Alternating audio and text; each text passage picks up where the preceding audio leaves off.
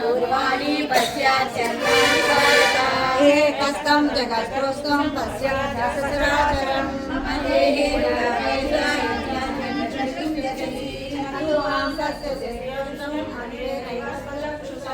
दिव्यं ददामि ते चक्षुः